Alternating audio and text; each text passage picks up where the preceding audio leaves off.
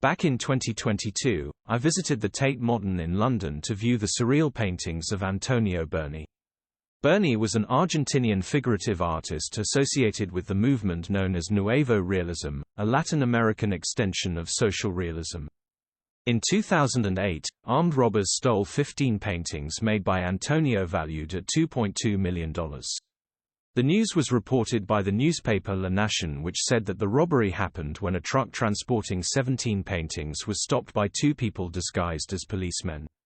Who was Antonio Berni? Antonio Berni was born in Rosario, Santa Fe, in 1905.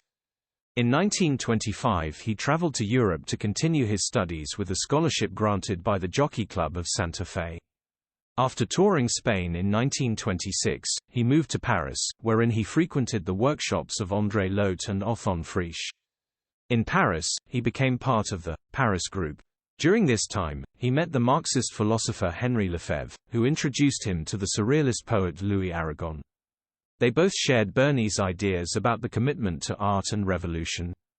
In the early 1930s, Berni banded with other young artists to start the Nuevo Realism, or New Realism, movement dedicated to highlighting the social injustice, class struggle, and political division he experienced in his native Argentina.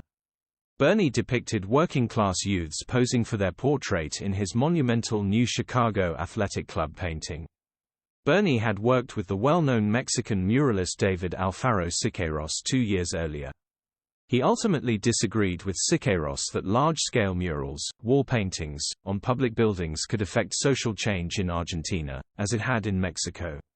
Berni not only believed that many forms of art were necessary for the struggle against social injustice, he even went so far as to imply a connection between Siqueiros's artwork and the privileged classes in Argentina, declaring, "Mural painting is only one of the many forms of popular artistic expression." For his mural painting, Siqueiros was obliged to seize on the first board offered to him by the bourgeoisie.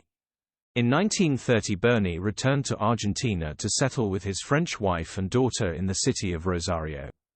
In 1931 he joined the Communist Party, in which he was actively a member, and in 1933 participated with David Alfaro Siqueiros, Lino Anías Bilimbergo, Juan Carlos Castellano, and Enrique Lazaro. These distinguished personalities were the embodiment of the mural plastic exercise, which to my knowledge, very little is known about. In 1934, he founded the Popular Mutual Students and Artists of Rosario with other artists and became the director of the school and its workshops. Berni would express the plight of the working class and the residents of the villas miseries, shantytowns, most notably during the latter part of his career in the late 1950s and well into the 1970s. His paintings and collages, which resonated with many people at the time, were part of this exhibition. These paintings still resonate with the people of Argentina, and indeed the world, to this day. Antonio Berni based his paintings on photographs he took of the unemployed.